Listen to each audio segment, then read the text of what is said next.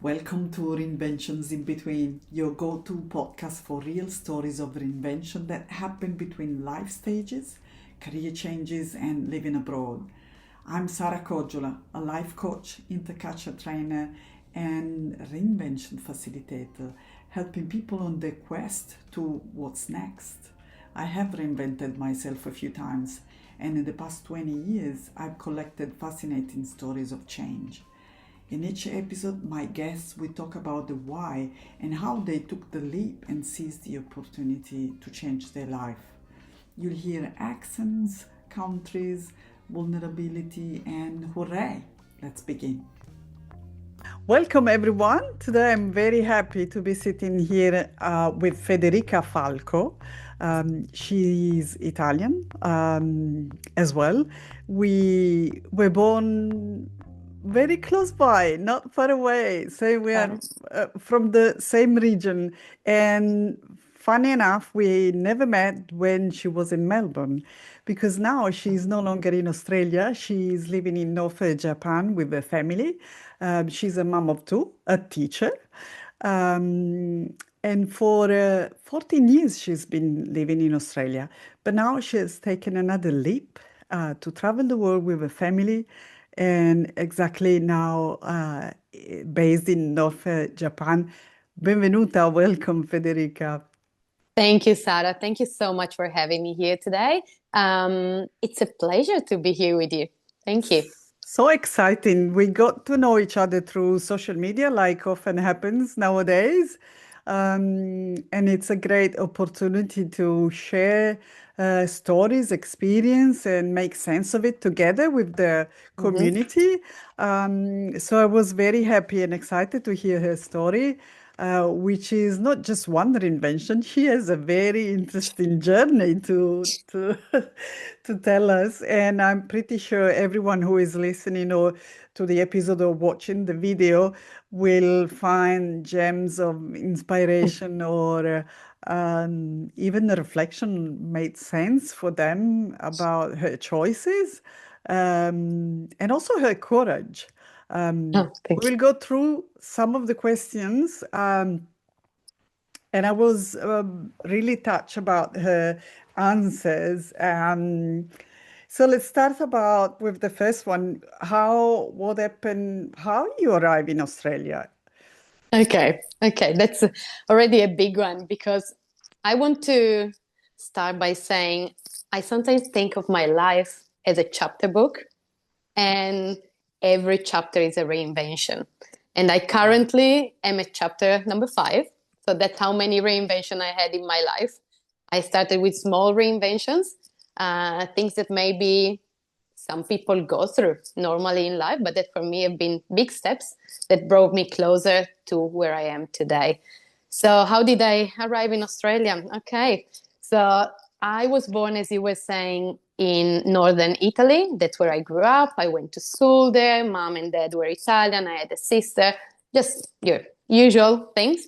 As a teenager, I started to feel that's not where I wanted to be later on. So as soon as I finished high school, I actually decided to go and study foreign languages, Asian languages, in Ca' Foscari University, which is in Venice.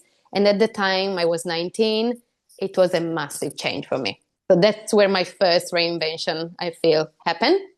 It was huge for me to move from a small town in regional Piemonte. Small. I grew up with 5,000. It was a 5,000 people village. Yeah, not even a city. And moving to Venice, I didn't know anyone there.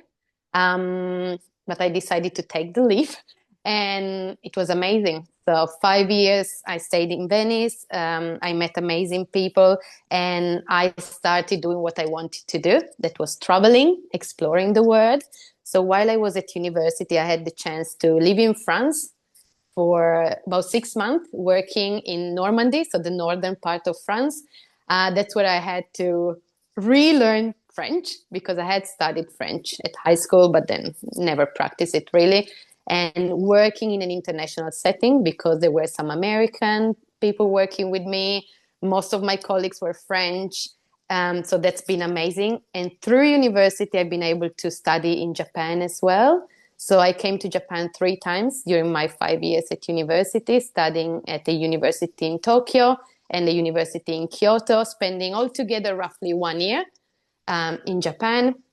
And I knew there was no going back to living in my 5,000 people small village in Italy. So after graduating from university, I said, so what do I do now? I tried to do what most people do and tried looking for a job in Italy. So I applied for many, many jobs, eventually landed a job in Milan. So I moved to Milan. The job wasn't even paying my rent at the time. So my parents still had to support me, even though I was working full time. So it wasn't sustainable. I thought to myself, something needs to change. I was still within 6 months from graduating university. So I still had some chances to get an internship abroad through my university that had many, many contacts everywhere in the world. And that's where I said, well, why not? I've done it before. I've applied to go overseas. Let's try it one more time. It's my last chance. Because once I'm done with university completely, that's it. That's behind me. So I applied for an internship through Ca' Foscari University. And that moment, I will bring that moment with me all my life. Because in the application form, there was a huge list of places we could choose from. I wanted to go to New York City, America. I was set on it. I wasn't accepting anything else. I had done my experiences overseas. So if it wasn't New York, I wouldn't have gone. So on my application form, I write it down. I want to go to New York. It was a partially paid internship, so that helped. A few weeks pass, and the lady at the university calls me back and say, you didn't write your second option on your application form. I say, well, if I don't get New York, I don't really want to go anywhere else. And she said, well, for us, you need to put something down. So I go through the list again, say, okay, where else? Almost like a game, like this huge list. And my eyes drop on 2 destinations. There was South Africa. I don't know. Don't ask too many questions. I don't know. So I nearly wrote down Johannesburg, but I didn't because my eye fell on Melbourne, Australia as well. So I wrote it down. I wrote it down. I wasn't going to accept I wasn't going to accept my second destination anyway. I was set for New York. So I wrote down Melbourne, Australia. Okay. A few weeks pass again, and I go back to job hunting in Italy. I tried so much. I did so many interviews. I even applied for call center jobs after graduating. I just wanted to find a place. It was, by then, I think it was August 2011. That's when all this was happening. And I get a call from the office at the university saying, well, you didn't get New York. We gave it to someone else who didn't do many other things. Because you've already used our services so much, we're giving you the second option though. So you can go to Melbourne if you want. I was like, oh, Melbourne. And I had that moment, like maybe I could go. It was for 3 months. So it wouldn't have made much of a difference if it didn't work out. I could come to Melbourne, go to Melbourne, spend 3 months and go back to my old life. So I said, why not? So end of September 2011, I was in Melbourne. So that was a month and a half after I got the call. Again, I didn't know anybody. There was another person from my university, lucky enough, that and we got in contact again. I don't remember how, to be honest. So we spent some time together. And from there, the 3 months in Australia, just to cut the story a bit short, I spent 14 years in Australia. I still remember the day my parents dropped me off at the airport. And I say, well, don't be sad. I'm back in 3 months. By Christmas, I'm back. That was the plan. And obviously, like so many times in my life, things have got to plan. I loved Australia so much. I loved Melbourne. I fell in love the day I arrived. I remember I arrived around AFL parade day. So that was my first experience in the city. I was like, wow, what is this place? I fell in love instantly. And then as you do, while I was there, I met my current husband. So things got even more challenging how do I leave this place, man? He was on a 1 year project as well, same as me. He is Japanese. So things started to make sense. I studied Japanese at university. I lived in Japan, and then I come to Australia, met a Japanese man, and well, things happen. And now we have 2 children together. Yeah, and we spent 14 years in Australia. Whoever is listening or watching, um, don't, or at least comment, tell me something if you don't believe in karma, if what this is. It's just, Uh, I mean, um, when you studied Japanese in Venice at Ca' Foscari University, was you just planted a seed of what was mhm. something about you were passionate about? You said Oriental studies, Yes, but there are several Oriental languages, but you choose Japan, and then you ended yes, up traveling there and finding your soulmate who is from Japan, and that's yes. crazy. In the questionnaire that I sent to all my guests, you wrote a couple of things that really struck me. Um, you said um, a lot of, let me pull over the sentence. I realized something important about my life. Some of the biggest turning points came from decision I didn't overthink. Yes, And then you yes, were saying that you actually are someone who loves planning yes, and that change terrifies you, but somehow you kept making choices that completely reshape you. So it's kind of yes, like the universe is giving you experiences and opportunities to test and go yes. where you need to be because of course the experiences you had in university and in France as well, I think those were sorry, great opportunities to gain confidence, learn Hmm. how important are connections and see how the world how you fit in the world, and Hmm. also test the way you like to be. um, so that gave you for sure the ability to walk around the world with ease. But then those type of choices that you can't explain to I yourself. can't explain it. I have no idea. So there might be some therapy to necessary, or a coach maybe. Because yes, as I said, I have a. If people who know me personally will probably laugh here because I have a plan for everything. I have checklist for things. So if you open my note on my phone, I have checklist of things to do. My calendar is full of things I want to do and when I want to do it. And then I have these moments in my life, like when I was sitting there and I had to write down where would I go for the next 3 months for an internship. And I just do it. I just go for it. And sometimes I take the leap. I've started thinking, it's not that I'm not scared. I just do things scared. That scares you. There are Yes, scary. I'm still scared, and I go for it sometimes. And Well, these, if we look from a coaching perspective, these are also two traits of your personality, or at least two of your two values. So you are a courageous person because, of course, you went to you went study in a city that you didn't know.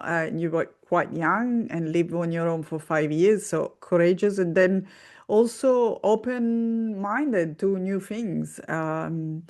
So I'd say oftentimes if we get to know ourselves a little bit better and we place our value, what is important, what matters to us in front of our plans, we kind of are able to do more aligned choices.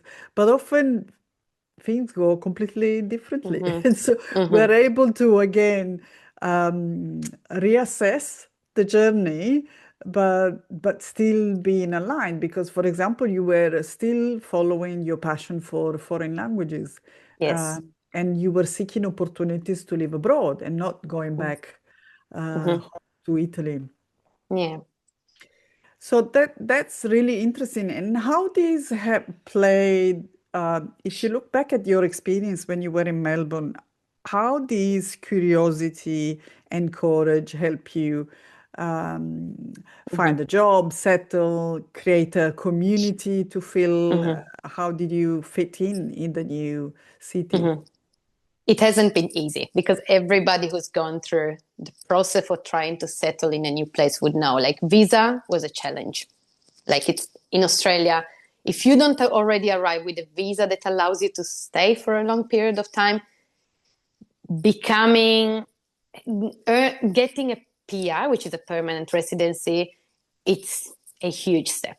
So I arrived with a visa that would allow me to stay for 1 year. It was a working holiday visa at the beginning.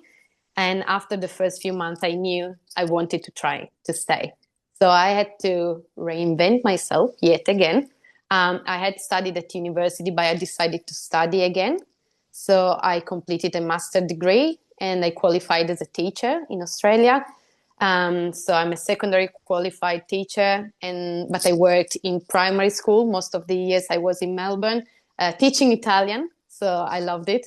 It was amazing, an amazing growth experience again, having to learn about an educational system that is completely different to what we're used to in Europe and in Italy. And all while going through the process of getting a visa.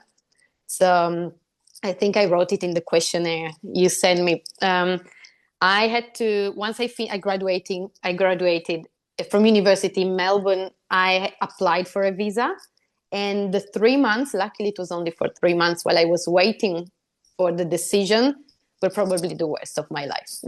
I would Mm. wake up every morning thinking, will I get it today? Will someone else decide that I can stay in the country I love? So it wasn't my decision anymore. I had done everything I could. I had studied, I had graduated, I had the points I needed for the PR, but eventually it wasn't my decision anymore.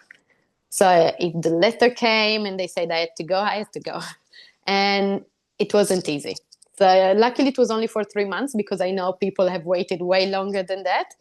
So the day the letter came that officially said I could stay in Australia, that was a massive relief.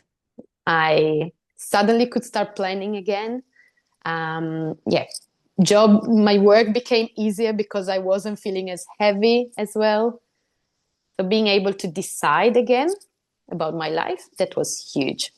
Then you asked me about community. Well, for me, community is huge. Like, I'm a people person. I love people. Um, it's quite easy for me to make friends as well. So wherever I go, I try and find a club or find a club to join in, whether it's a book club, an Italian club, um, Japanese moms. I even joined a group of Japanese moms. I was the only non-Japanese mom, but well, my daughters are half Japanese, so I feel like belong here. If there's a group, I try to join. So that made a difference in Australia as well. And I was super lucky because by the end, that was really just the last year I was in Australia, I was able to work in a place that I've left my heart in that place. So I worked at Coasit, which is, you probably know, a huge point of reference for the Italian community in Melbourne. And I've loved that place and the people I met so much. And that's been the reason why I've been in Australia that long, I think. Otherwise, we would have taken the leap we've taken a bit earlier. But I found this amazing community. I hope it's okay. I mentioned the name. Of It's course. yes. So because at the end, well, last year to 2025 in May, my family and I took yet another leap. So when I said I'm at chapter 5, Australia was only chapter 3 for me. So chapter 4 actually is we decided to travel the world. So in May 2025, we left yet again everything we had. We sold everything. We got rid of everything, house, furniture. We kept 15 boxes and we shipped them to Italy to my family. And we said goodbye to our friends that I call now our chosen family.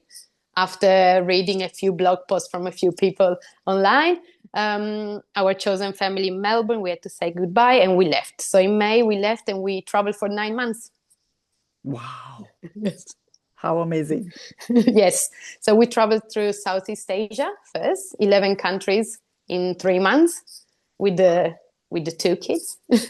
Two What a kids and gift. What a gift yes. to them as an Yes. experience. So we traveled through countries I'd never imagined we would go to. We went to Cambodia. We spent a month and a half in Vietnam, or was it 5 weeks? I don't remember. I lost track. 5 months in Malaysia as well. It was an amazing experience. And then we spent 3 months in Europe and 3 months here in Japan, where we are now. So it's been an amazing learning curve for all of us, I guess, because we had to readapt once again, reshape our life. Our life would fit in 2 suitcases during those 9 months. 4 people and 2 suitcases. So that was interesting. But we, again, as we said before, felt that pull toward the change. And it's not been an easy one because this time it wasn't just me. My husband is quite similar to me in the way he thinks. So he's been traveling as well. But this time we had 2 young daughters as well, obviously, to consider their well-being was always first. So we homeschooled them for the 9 months, word schooled them as well. So we were trying to find learning Exactly. experiences everywhere we went. They've learned so much. Like these 9 months have really shaped. Like they recognize languages now. They see flags and they say, "Oh, that's the Icelandic flag." I say, "Oh, well, what is it?" Yes, it is. Like because we've been to Iceland as well, and yeah, so it's been amazing. And now we're in Japan. So that's my chapter 5. Yet What an amazing experience and chapter number 4 has yes, it's been been for your family. And amazing. I suppose not just fulfilling a dream, but yet at the same time, you were building so many more blocks of Mm-hmm, confidence, resilience, um, courage, mm-hmm, that you will also you were role modeling for your children as well, because for them seeing you at ease and curious about the world to explore, it made them for sure, without even knowing, the person they will be. And then these, despite the fact that whatever they will choose in their life, if they want to be local and stay put in only one country or travel the world, it doesn't matter. But all the soft skills and the abilities, the agility that they acquire through this experience mm-hmm, um, has no price. And you said it well, not just homeschooling, but world schooling, because I realized that how this has been limiting for a person to be granted the access to just one type of mm-hmm, education, just one culture, just one country. And I'm not saying this with a negative connotation. I'm just highlighting how the two different experiences might matter in the future for them, for everyone, our children especially, because the world is changing and more diversity matters. More and more people are required to have soft skills and adaptability. And especially even now, looking at the job market in every country is not compartmental in Asia Pacific or just Australia, which is very difficult. mm-hmm, But even in Europe, it's becoming difficult to mm-hmm, access. Um, so I think these are opportunities to teach our children how to design a path for themselves and follow their passions and acquire skills that can be mm-hmm. used. And then combine all of those elements together and create their own life or their own Yes. journey. Yes. So they already grew up in Australia. Well, they were both born in Australia, but they already grew up as a third, what is it called? Third Culture, country kids, third culture kids, culture kids. TCK, TCK. because mom is Italian, dad is Japanese. My family, all of my family is in Italy, all of his family is in Japan. So they've always been very flexible and open-minded, just by the way we are at home. We speak 3 languages. I mix them up all the time. I know it's probably not perfect if someone is listening that you shouldn't mix the languages, but well, we do it all the time, and the kids do it too, and it's quite amazing. We really wanted to try and give them the opportunity to experience their cultures. So they have defined themselves as Australians until we left.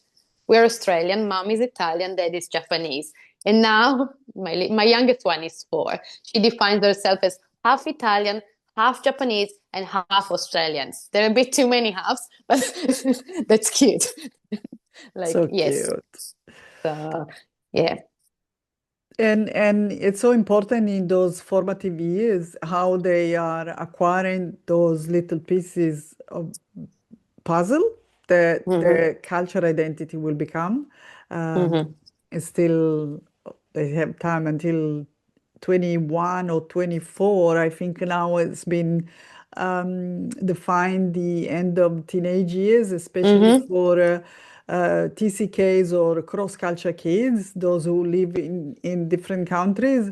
Their teenage years have been even more extended because they have to deal on so many levels to so many differences and find a place in how they relate to the local culture and how they identify themselves. So this plays a further delayed time frame for their development, which is again very interesting. And I suppose it gave me really an interesting insight on these while doing the volunteer work that I do for Families in Global Transition, FIGT, which is a not-for-profit for which I volunteer, as I said, organizing talks and following the seminars.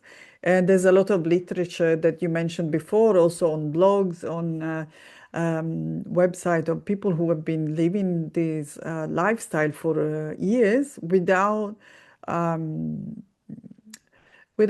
shielding just the negative aspects, because this lifestyle can be very nice, very beautiful, but can be also difficult at times. So we need to be very present as parents and understand our children's journey with the fact that being aware is not just a gift, but it's something that they need to learn how to use those experiences and make sense for them.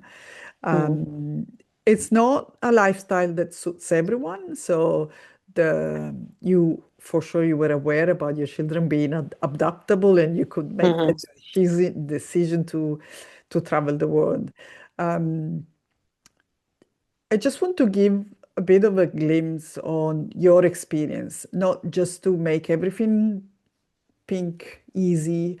Did you find any challenge, not just throughout your reinventions, but with this lifestyle that you adopted?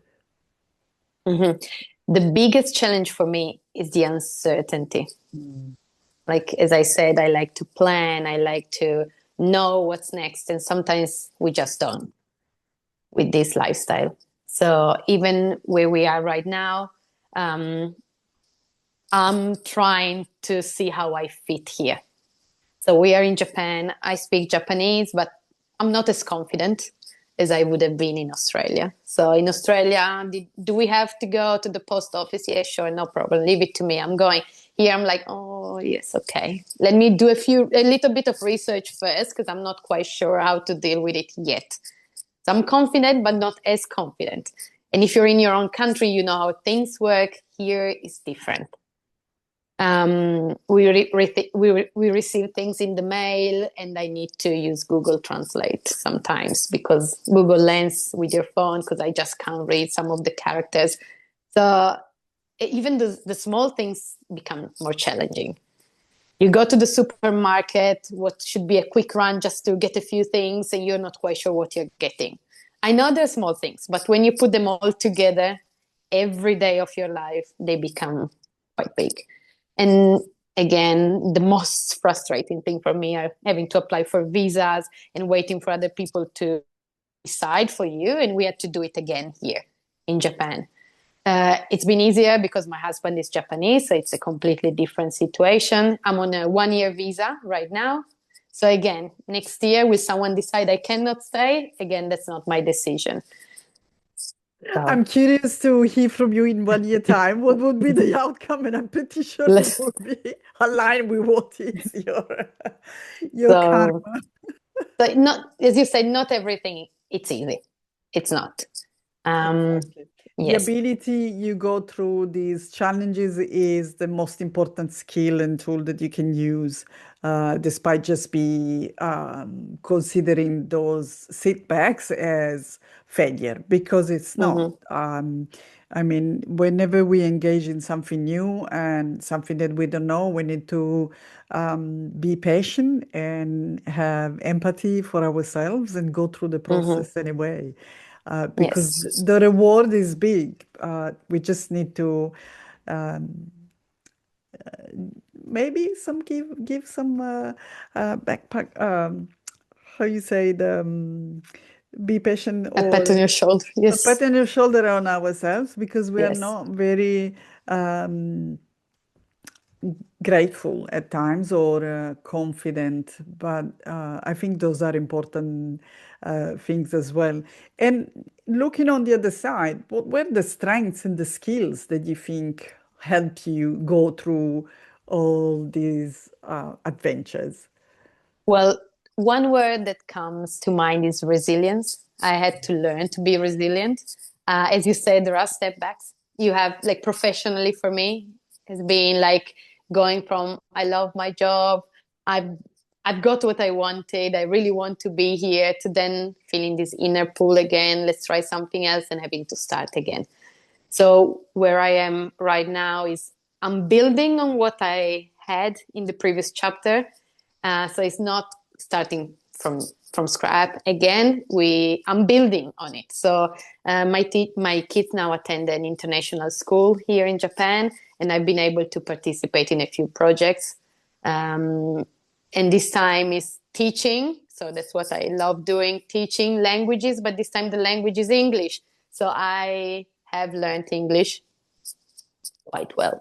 I don't know if I can say it myself. While I was in Australia and here in Japan, they need people who can teach English. Um, and again, it's trying something I've never done because I've never had to teach English, but I was teaching in English in a school in Australia. So if that makes sense, kind of in little blocks that you build with.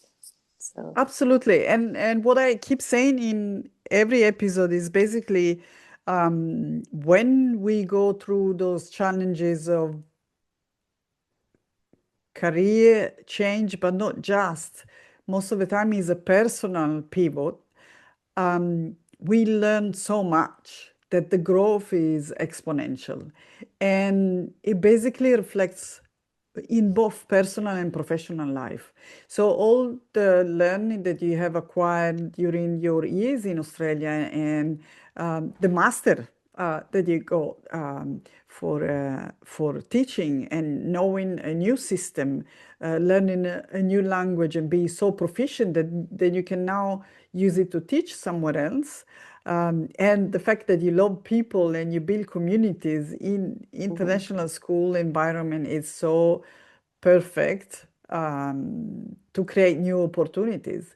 And that's a Mhm. mindset that you acquire just by testing yourself, and not just staying on your own office and just trying to create project without having any, oops, I let the water bottle fall, without Oh. having anyone else uh, to discuss or soundproof. Mhm. Yes. But as you were saying before, it's not all, let's not look at everything through pink lenses, because I went from being almost full time, well, I wasn't fully working every day, but to now having a few hours here and there of work. So again, it's starting to build up. my career again. Every new experience requires baby step, and you are building something new in a new country, which is important to know as well that you are learning the how to of that country, Mm-hmm. and you have to Mm-hmm. adapt. So it's like fine tuning your skills and how to adapt it to the new project, and this requires time, and it is nevertheless paying off in the long term, Mm-hmm. and is definitely, I suppose, aligned to what was your initial purpose to make this experience, and you love teaching. Mm-hmm. Yes, I love teaching. I love people. So I'm trying to do something with what I've got. Yes. If you had to suggest who is listening to this podcast, what would be your best recommendation, or if you have a tip for someone who is about to pivot their career or taking a leap like you did? Mm-hmm. I think there have always been signs for me that the new chapter was approaching. So Mm. before traveling, I was constantly watching videos of people traveling, families traveling. So something inside me was already moving. So for me, the biggest advice would be to find someone you can talk to about what's happening within you, that can guide you, whether it's a coach, whether it's a family member, someone that understands you. So someone who is positive about, who has a similar mindset, or a more positive mindset, because there will always be someone around you that criticizes you, that tells you, but why you've got everything here? Oh, I don't understand. You've got your job, your family's happy. Why? So someone will always try and pull you in the other direction, and it's fine because that's how they see life, I guess. Um, but inside you, if you have this pull, sometimes I guess go for it, because what I think is you can always go back to the life you had before, or to a similar version of the life you had before, because even so, obviously you don't be reckless. Like, don't say I'm going to live up on the Himalaya. Like, go for it. I don't know. I don't know how you come back from it. Um, but if you're not completely reckless and you have a plan, then things work out, and you can go back to what you were doing before. As I say, as a similar version of your life, I guess. That's a very good tip and suggestion, and I think everyone will will kindly appreciate what you just said. And yes, honestly, it's what really matters in the end. Good people that support you, and for you especially, you said has been important, and I suppose the community or good friends have been your network throughout the years, Yes. right? Yes. And my husband, like, he's been probably my pillar because we think very similarly. And yes, so That's a probably my very, family. very lucky of you having someone supportive. And of course, you wouldn't engage in a similar project if you didn't have a line or a like-minded vision in experimenting and then traveling the world. So Yes. I bet so far the experience is positive, and Yes. you still have many more years ahead of you. Do you have a deadline, or do you know for how long you will be staying in Northern Japan? Are you planning? We're finally settling down. So the kids have gone to school for more than a month. Yes, and they love it. They love the new school. They love their teachers. It's an international setting again, so they're meeting people from different cultures, but they're surrounded by the Japanese culture that we want them to engage with, which is amazing. My deadline at the moment is my visa, so I've got 1 year. Um, so we're here until my visa tells me I can, or unless things shift inside us. So if, I don't know, if Australia is calling us again, and I don't want to lie, I miss Australia. Like, I had it all. Like, I had friends, I had an amazing job, colleagues. So I have that pull towards Australia. It's a beautiful place. So I didn't leave because of desperation or because I didn't like it anymore. So that door, I feel, is always open. I'm a citizen of Australia as well. So we know that door is still open if we want it to be. That's great. And I think you are one of those person that are kind of applying that principle, about life design, that you are kind of Mm-hmm. designing the life you want and trying opportunities out. And then if it doesn't work, you just plan for a plan B, C, D, and all the letters of the alphabet Mm-hmm. until you find And I the also know we're lucky to be able to do it. So yeah. Absolutely. But it requires as well to be open-minded and not come from a scarcity mindset opposed to an abundance mindset. If you keep Mm-hmm. looking at the glass half empty, you will never see an opportunity that is ahead of you or sitting next to you, or maybe your neighbors is your next good Mm-hmm. contact to find a job opportunity. But Mm-hmm. it's just because you think that is not possible, you will never engage in that conversation with that goal. Absolutely. Yeah. Well, it was amazing to hear from you. And I have one last question, which was not on the questionnaire, and it's a surprise. But don't be scared.